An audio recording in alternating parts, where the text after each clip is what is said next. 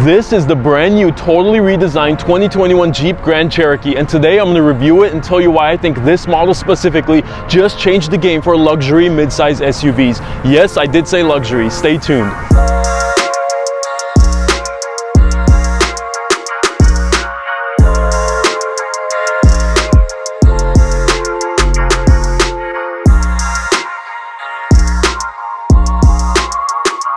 Welcome back to Adam Drives LA. My name is Adam, and typically I am driving the coolest cars on LA's most iconic roads. Now today we have the brand new, totally redesigned Jeep Grand Cherokee. We have it in the limited 4x4 model, and yes, I did say at the start of the video that this changed the game for luxury cars. I'm going to go over all of the luxury features that we now see in the Jeep Grand Cherokee that we have not seen in generations past. If you are new to the channel, I invite you to scroll down, subscribe to the channel, because I post cool reviews like this at least one time a week. With all that said, let's jump right into the design of the car.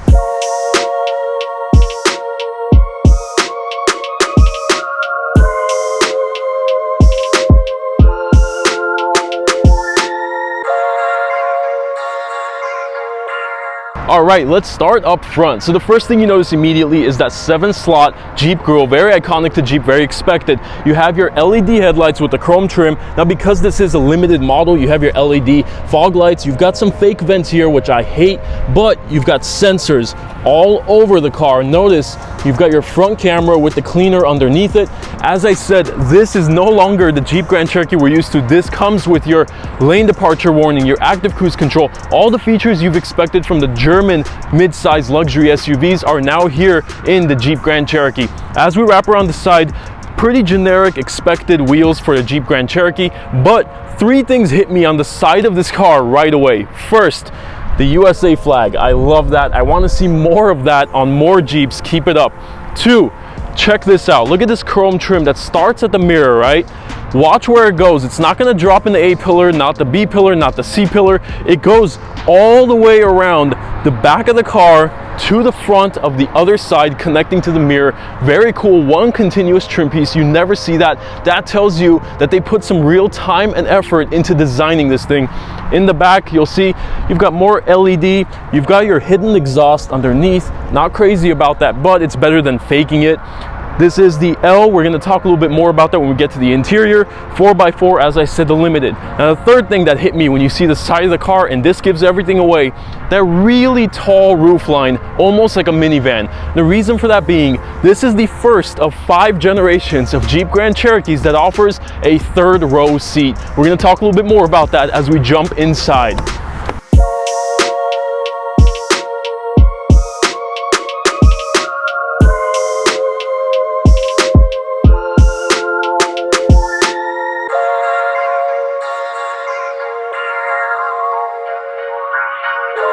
All right, so let's experience this interior all together from start. So first thing, push to start.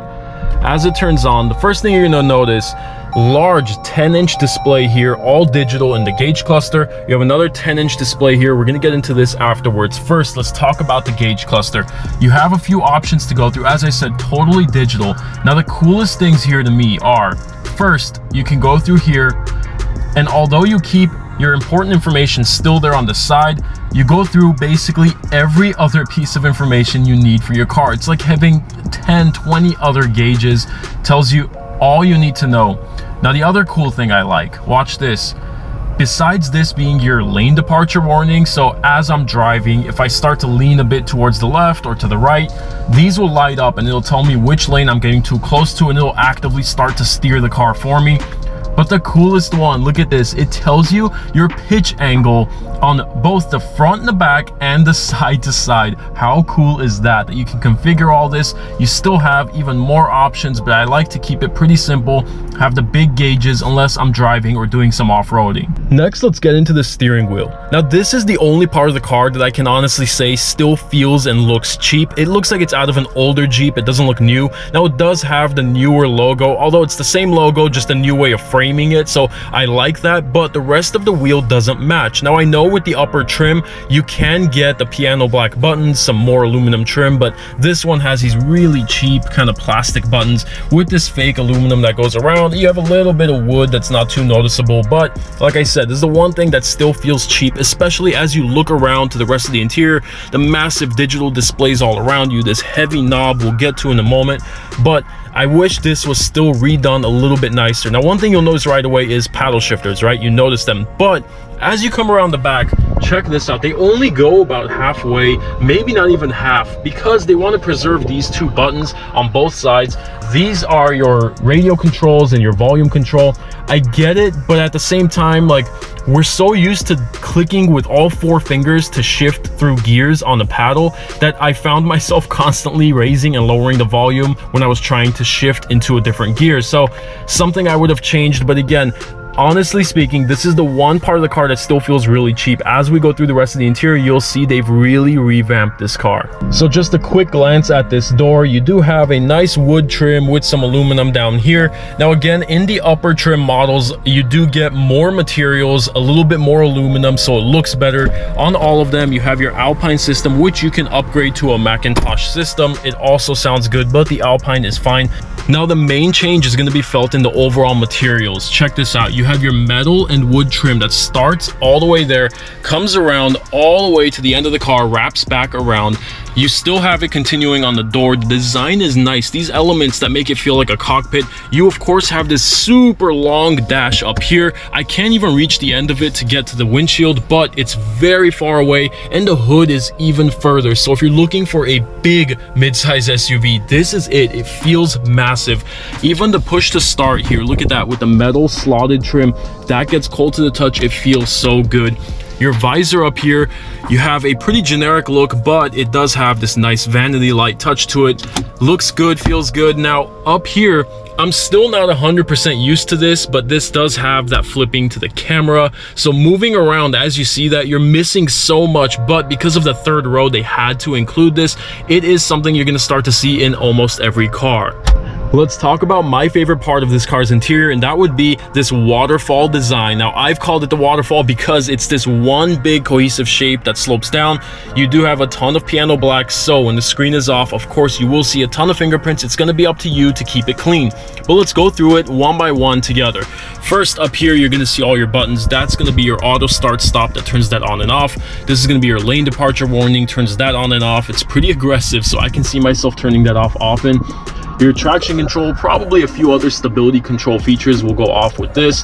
Hazard lights, your parking sensors, and we're missing a couple features here. As I said, this is only the limited model. This is the second of, I believe, 4 trim levels. Now let's dive into that new generation of the Uconnect system, which has always been pretty good. So first thing I noticed, I'm going to go into the navigation tab, and down here is where all your tabs are.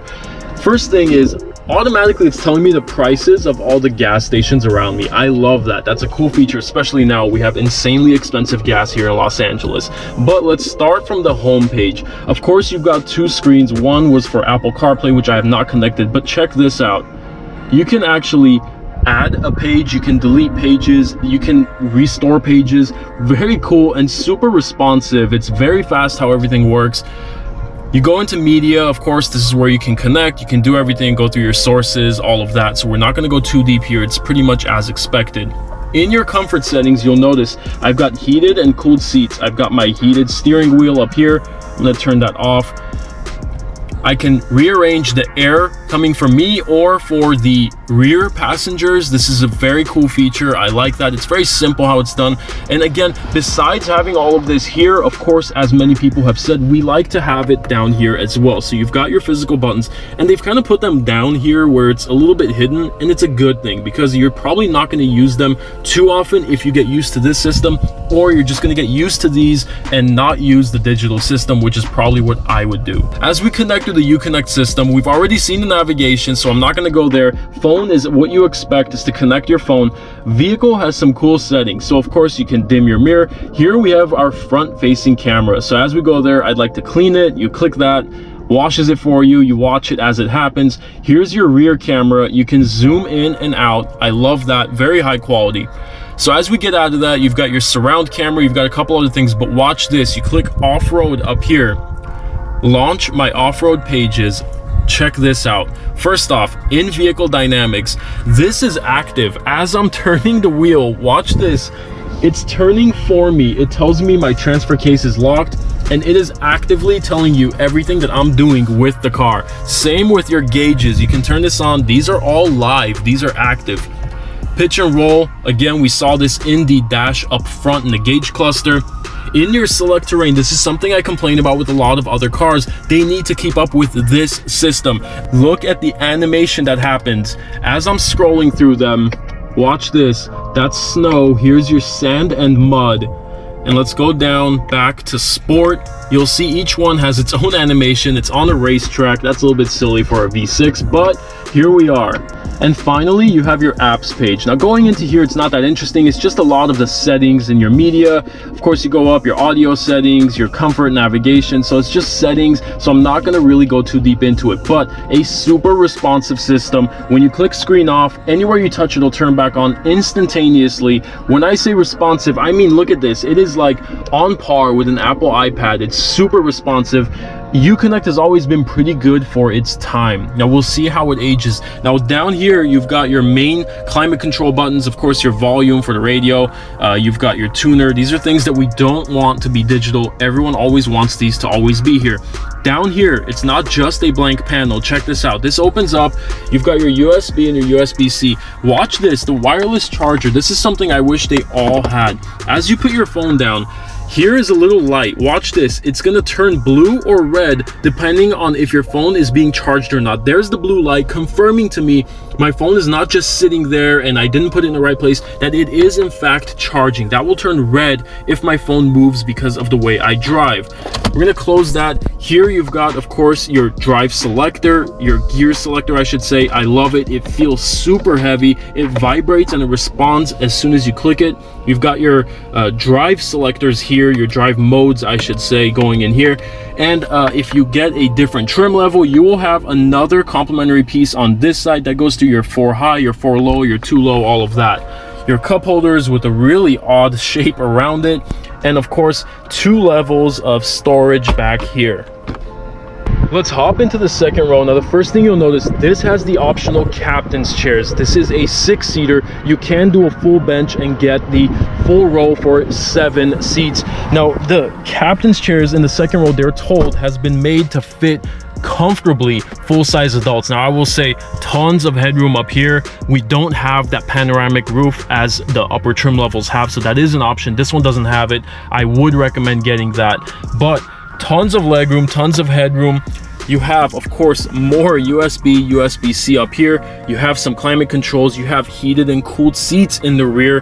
Very cool, very roomy. And back here, of course, more USBs on both sides. That third row is nice and spacious. Again, that tall roof line is because they had to give headroom to the third row passengers. And realistically, sitting in the third row, I mean, I'm higher up, so that helps. There is a little step here. But again, I do feel comfortable enough. Of course, I can't ask for too much. This is still mid-size, so the seat is sort of pushing against me, but I have room. And without having that bench here, I think that's the reason I'm able to be a little bit more comfortable, almost like getting an aisle seat on an airplane. So I would recommend getting the captain's chairs. This is, at the end of the day, a mid-size SUV, so don't go with the full bench and expect 2 people to fit in the third row comfortably. Now, as you open the rear tailgate, you'll notice a few things. Still, with that third row up, you do still have some room. Now, it's not a ton considering the length of how much is left behind, especially as you go vertical. You see it kind of starts to squeeze up here, but underneath here, it's not the spare tire as you think. Spare tire is under the car, so that's cool. But if you needed the storage, if you need the space, there is just so much room in this car. I mean, pushing these things forward, look at that. This is now a massive SUV. It doesn't feel mid-size anymore. All right, now that we've discussed the exterior styling, the interior features, the third row, everything there is to know about the new redesigned Jeep Grand Cherokee, it's time to find out, how does it drive? So let's see how this thing drives. Now this one is equipped with the standard 3.6 liter V6. It makes 393 horsepower. There is an optional V8. It is a 5.7 liter. It makes 357 horsepower and 400 pound-feet of torque. Just driving this thing around for 5 minutes, you're reminded immediately that you're still in a Jeep Grand Cherokee. It's just not on the level of smoothness and softness that a BMW or a Mercedes or Audi is. Now there is an optional air suspension that you can get in the higher trim levels like the Summit or the Overland. This is the Limited, so it does not have that. Now there are two kinds of buyers for the Grand Cherokee. The first kind actually prefers the harsher ride. They're the ones who said, I want the car to be ultra capable, still have some amenities, be something I can drive every day, and save a ton of money over its German counterparts. The second type of buyer are the people who have always settled because they couldn't afford a BMW, Mercedes, or Audi, so they settle for the Grand Cherokee, which is the next best mid-size luxury SUV.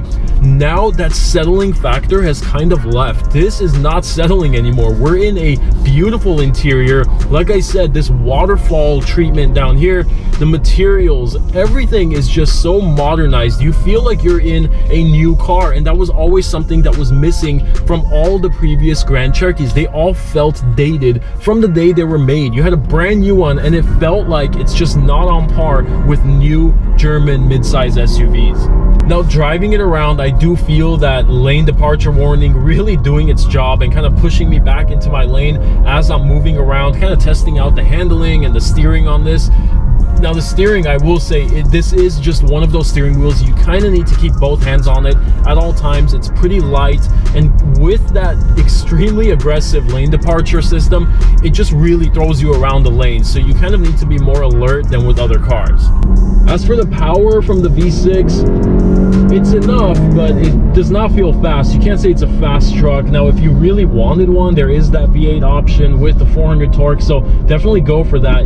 If you're looking for some of that power, I will say it's going to be missing in this. But if you don't care so much about that and you just want something that's daily drivable, you're not going to have a problem with this. Speaking of the daily drivability on this, the gas mileage, although it's not great, there is a 4xe version in the works. You may have seen my 4xe Wrangler review.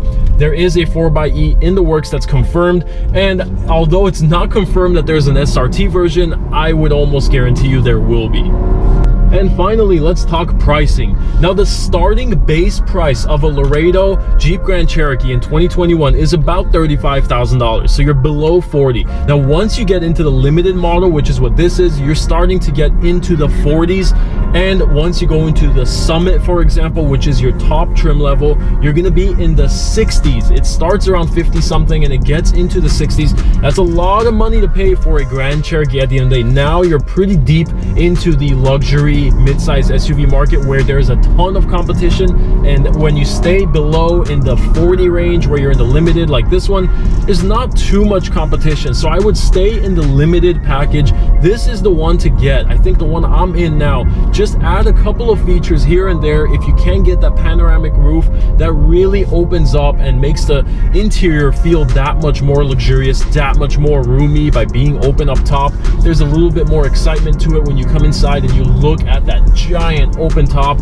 So I would recommend get the limited if you're getting it. I would not step up to the Summit. That's just too much money for, at the end of the day, what is still just a Jeep Grand Cherokee.